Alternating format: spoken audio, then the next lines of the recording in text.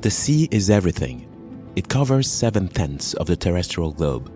Its breath is pure and healthy. It is an immense desert where man is never lonely, for he feels life stirring on all sides.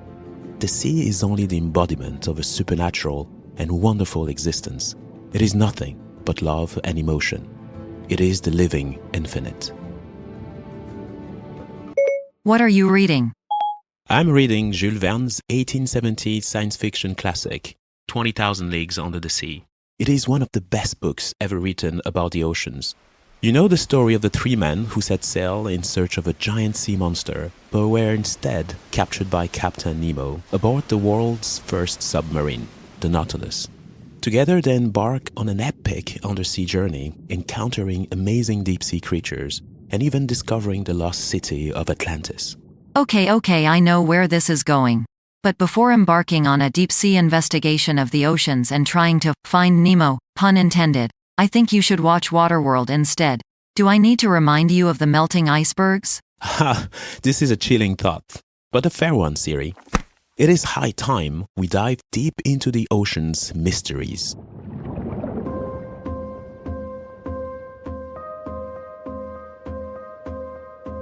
Welcome to 2050 Investors, the podcast that deciphers economic and market megatrends to meet tomorrow's challenges. I'm Kokou Agbo-Bloua. I head up economics, cross-asset and quant research at Société Générale. In this episode of 2050 Investors, we investigate the future of the oceans, the living infinite. What role do they play in regulating our climate? How is global warming affecting the oceans? How can we protect our oceans in the fight against climate change? And finally, will our planet resemble Waterworld after the polar ice caps have melted and the sea level has risen hundreds of meters? Later in this episode, we discuss practical solutions to address plastic pollution of our oceans with Nisha Bakker, Director of Partnerships at the Ocean Cleanup. Let's start our investigation.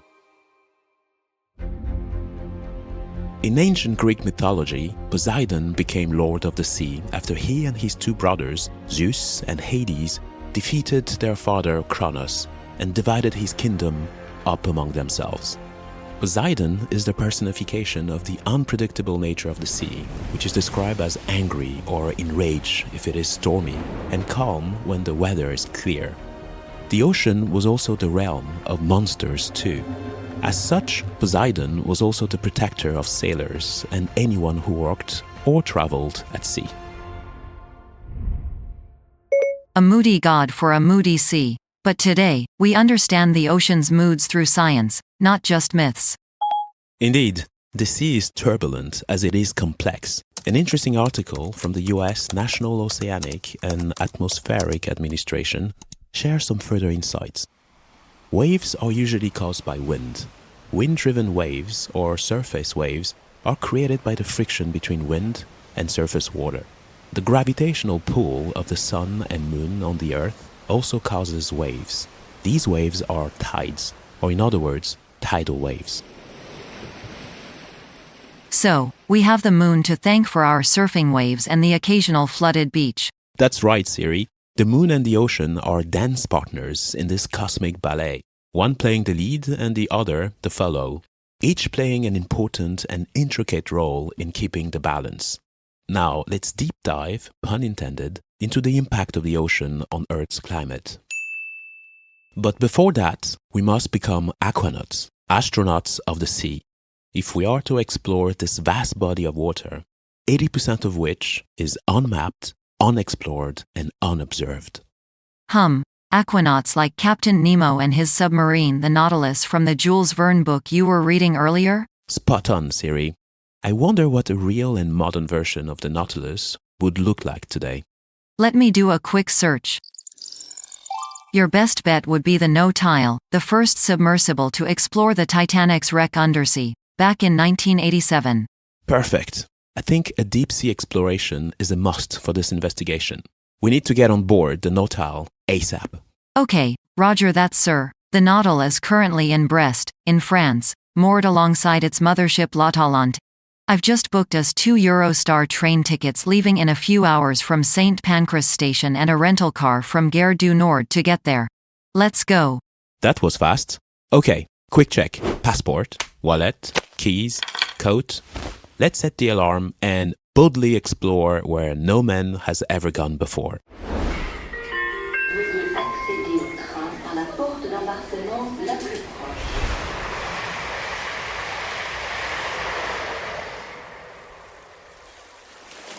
Dear listeners, we've just arrived in Brittany, a place close to my heart, where I've spent a lot of time. Feels good to be back. I'm standing on the port, in front of the Atlant. Look, there's the captain, waving at us. Oh yeah! I think we can board, Siri. Did you bring my waterproof case? I don't want my semiconductors to rust because of seawater. Don't worry, we'll both be safe. Ha, there's our vessel. We're now literally stepping into the realm of James Cameron's imagination, aboard the Nautile submarine.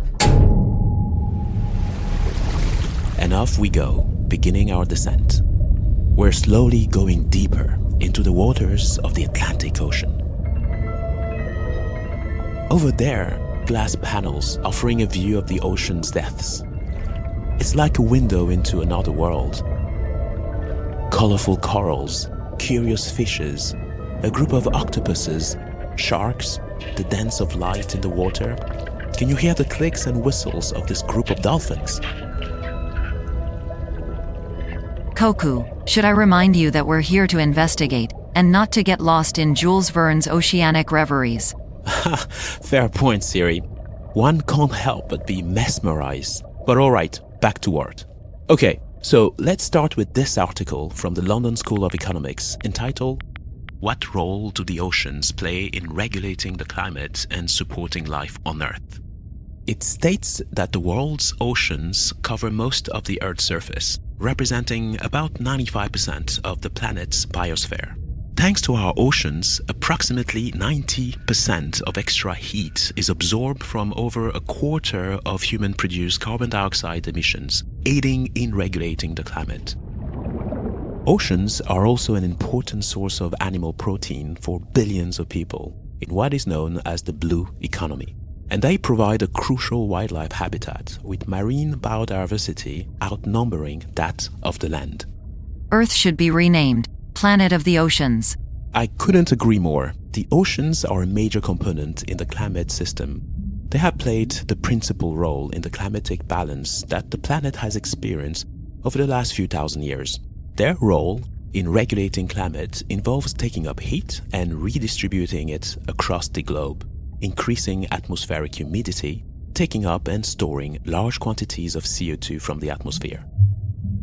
The ocean is crucial in controlling atmospheric temperatures. Without the ocean and its diversity of service provision, Earth's maximum temperature would exceed 100 degrees Celsius, and the average surface temperature, which is currently around 15 degrees Celsius, will instead be around 50 degrees Celsius.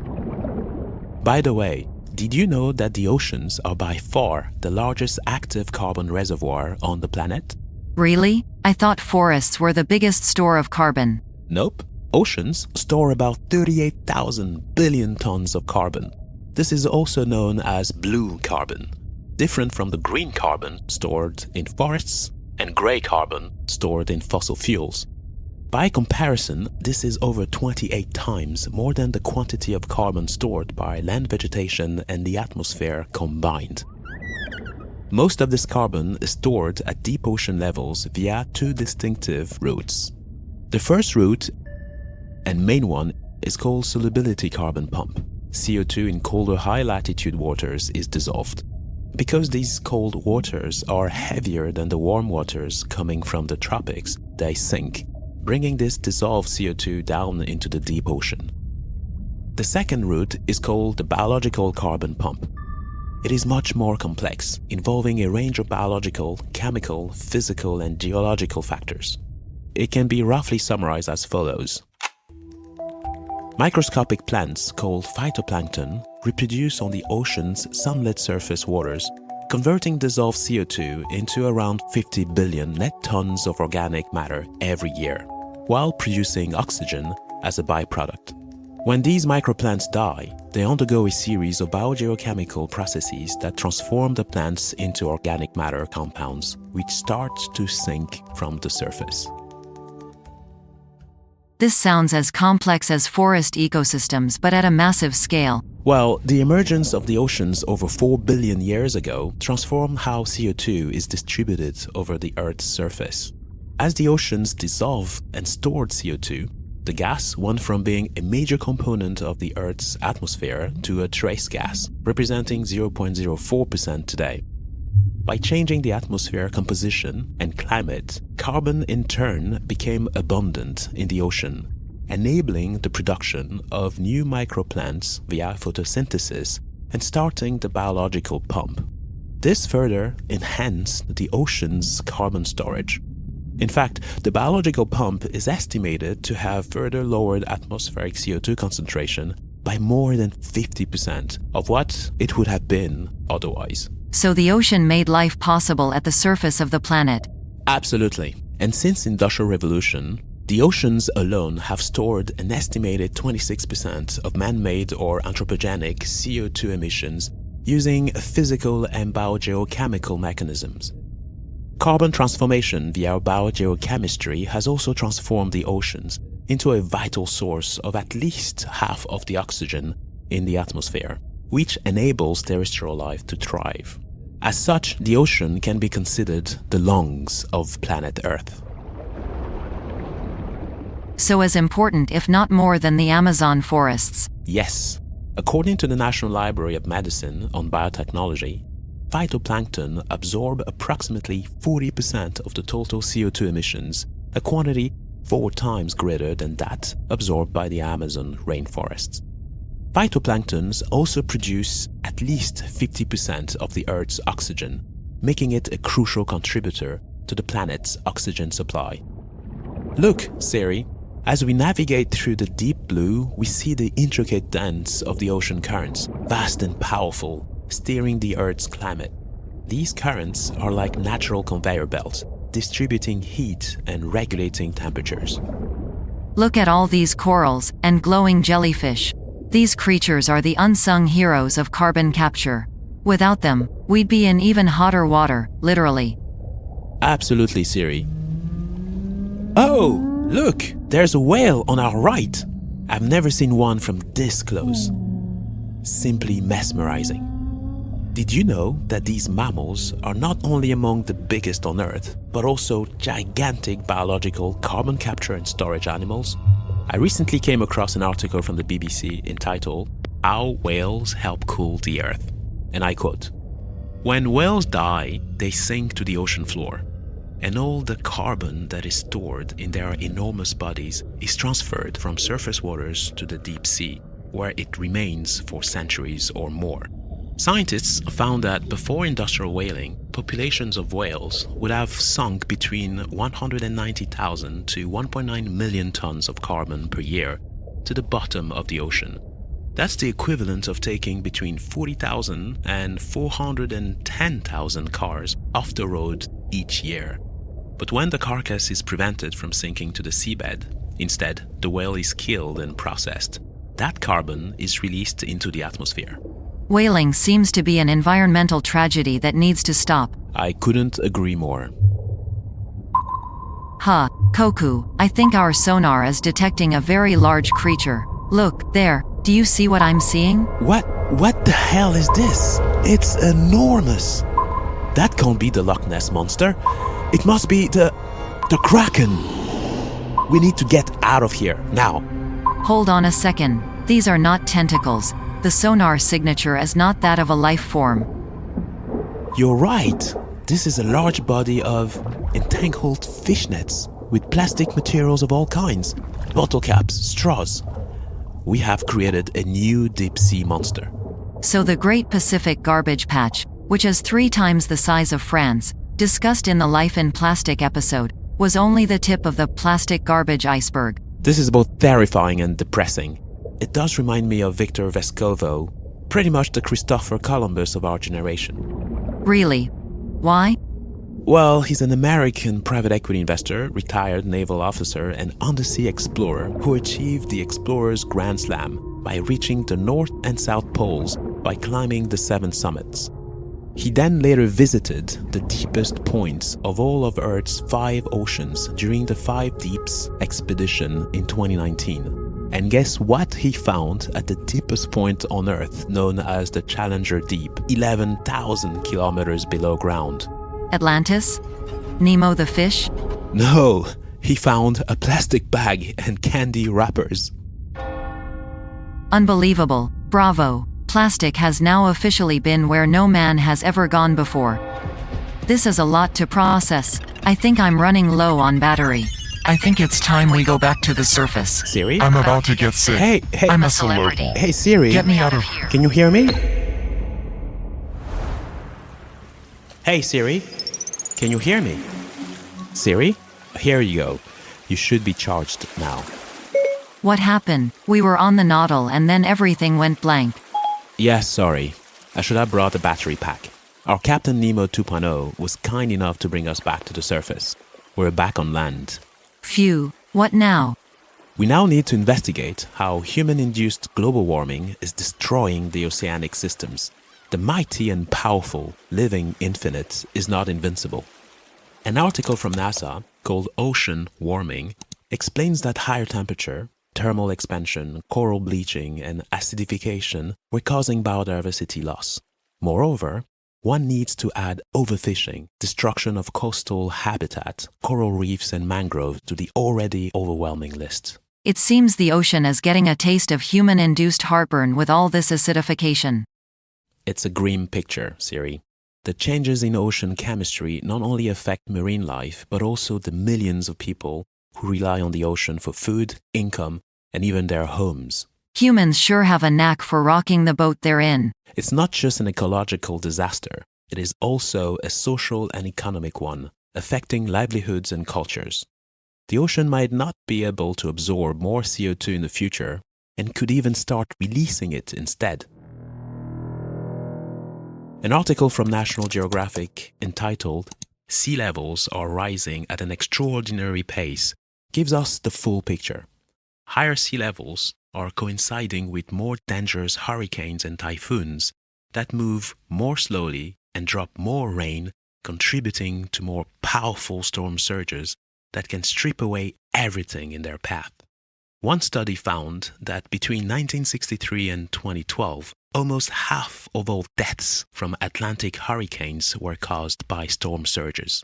Waterworld can indeed be a reality in a few centuries. So, I get the picture, but can we talk about solutions now, please? Sure. Ocean conservation is unsurprisingly a key priority. It is the UN's Sustainable Development Goal number 14. Conserve and sustainably use the oceans, seas, and marine resources for sustainable development. The World Bank has also produced a report called Blue Economy Development Framework to align economic incentives alongside protecting the oceans. It covers 4 types of activities. First, harvesting the living resources such as seafood and marine biotechnology.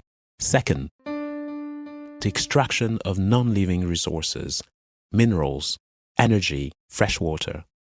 Third, the commerce and trade in and around the oceans.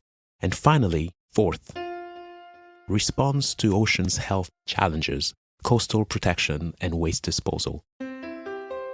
There is a lot to do.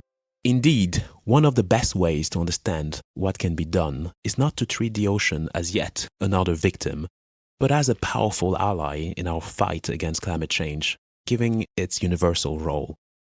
A TED Talk episode called The Ocean's Ingenious Climate Solutions by ocean expert Suzanne Riffo has some interesting takeaways. First, saving the oceans is perceived as something else we must do.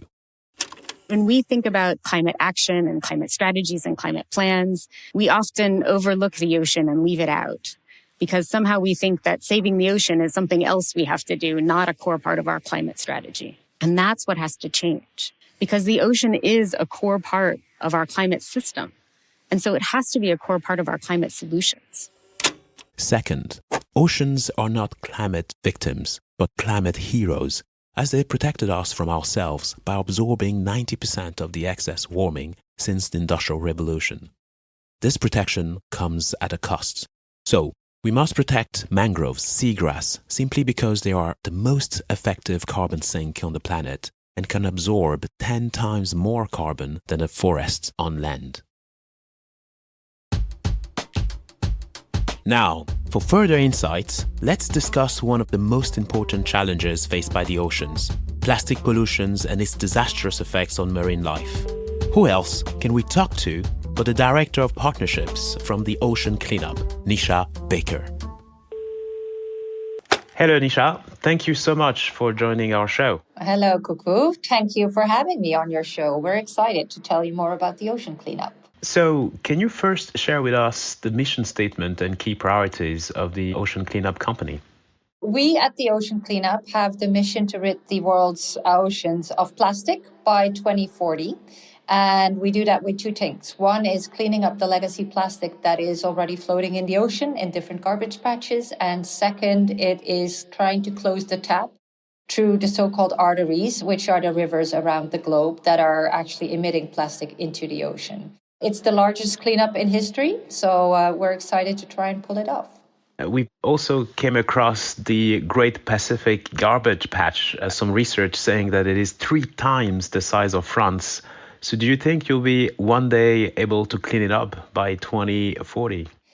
Yes, otherwise I wouldn't be sitting here. We've already started cleaning it up. The challenge, this was our program when we started 10 years ago, like identifying what are the big patches where all the plastic accumulates and then move it forward from there. So what we did is design a system that we call ourselves the world's worst fishing net. So the fish can go under it, the fish can go through, but the plastic gets caught by the currents and the waves. And then we have missions. We sail out on a 6-week mission. It's a week to get there. It's 3 to 4 weeks of catching plastics and then bringing it back. So far, we've managed to clean up 2% of the Great Pacific Garbage Patch. It's a tiny bit, but this is quite promising for us because this cleanup that we've done up to now was only in the validation phase and only as our way of testing and making sure that we were able to pull it off. And the phase we're currently in is actually enlarging the system. So all the testing we did so far was with a system and a net, a capturing device of 800 meters span width. And we've now increased the span width to 2.1 kilometers. Brilliant. That's really impressive and inspiring. We've done an episode on plastic, and we've also seen that only 10% of all plastics were getting recycled. And the question we typically have when it comes to cleaning up the ocean is, do you feel that we are only addressing the symptoms and not the causes of ocean pollution, i.e. Our society's obsession with excess consumerism and the plastic-based economies? And the second related question would be, what needs to change, in your opinion, as a priority to really preserve our oceans as a result? Yes, this is the most valid question that we should all have indeed. Are we mopping the floor while keeping the tap open, or are we really doing something to change the system? In the end, this problem will only be solved if we change the system. And this system is about plastic production in the first place, but like most, more important also, it's the waste management. If there are countries that don't have a proper waste management system in place, it doesn't matter what you do, but it will eventually always end up in landfills, in garbage patches, in rivers, and eventually in the oceans. So while we're focusing on cleaning up oceans and rivers, we do try to make sure that we're part of this bigger systems change. And I think one of the most exciting developments of the past couple of years is that there is a plastic globally binding legal instrument being developed through the Plastics Treaty. The most recent session took place early November in Nairobi, where the world basically is coming together to discuss how the world is going to take action towards the legacy plastic, towards recycling, towards the pace of plastic production in the first place, and developing actions to tackle this from a systems change perspective. The treaty hopefully will be signed by the end of next year, early 2025, and I think that will be the push where everything comes together in an ecosystem, and hopefully that's also the tipping point where there will be a legal push to change this. But looking at the future, how do you see the future of oceans? Do you think we will be able to preserve it and protect marine biodiversity by 2050? Or will the oceans essentially take over the Earth, like in the movie Waterworld? That would be a very depressing scenario if that would happen. No, to be honest, on the one hand, I'm worried. I am worried because the oceans are biggest CO2 capturing device on the globe, and there is no alternative. Like, this is it. And we're messing in a way with it that hasn't even been researched. We don't know what the effects of microplastics are that are spread out evenly through the oceans. We don't know what happens if we don't clean up the patch and leave it until it dissolves into micro and nanoplastics. And we don't have the time to wait for the answers that are coming from research. It's also that time to act now. But the reason why I'm worried is while we're acting, we also know that plastic production is actually going to triple by 2015. There is no sign that plastic is going to stop being produced or that our behavior is going to change significantly. What I'm hoping and what we're trying to push for is really the systems change, behavior change, but this really needs an entire ecosystem to work together. And that can go very fast once there is a tipping point. I think it's fascinating what you've managed to accomplish, and thanks so much for joining the show. Yes, well, thank you for joining us on this journey and having me on the show once again. To conclude this episode, I will quote a sentence from Ernest Hemingway's novel, The Old Man and the Sea. "But man is not made for defeat," he said. "A man can be destroyed, but not defeated." This quote best captures the human condition, reflecting on determination and the enduring struggle against overwhelming odds. Any last words, Siri? Well, I think we all live in a yellow submarine, so we'd better not sink it. Very true. We all live in a yellow submarine. A yellow submarine. Yellow submarine. We all live in a yellow submarine. A yellow submarine. Yellow submarine.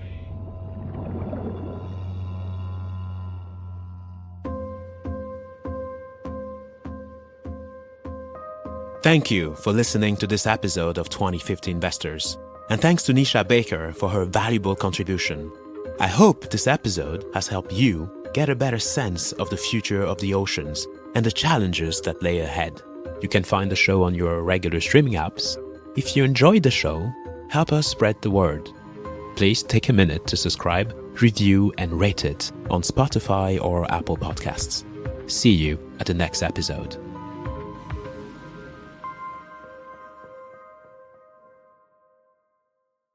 While the following podcast discusses the financial markets, it does not recommend any particular investment decision.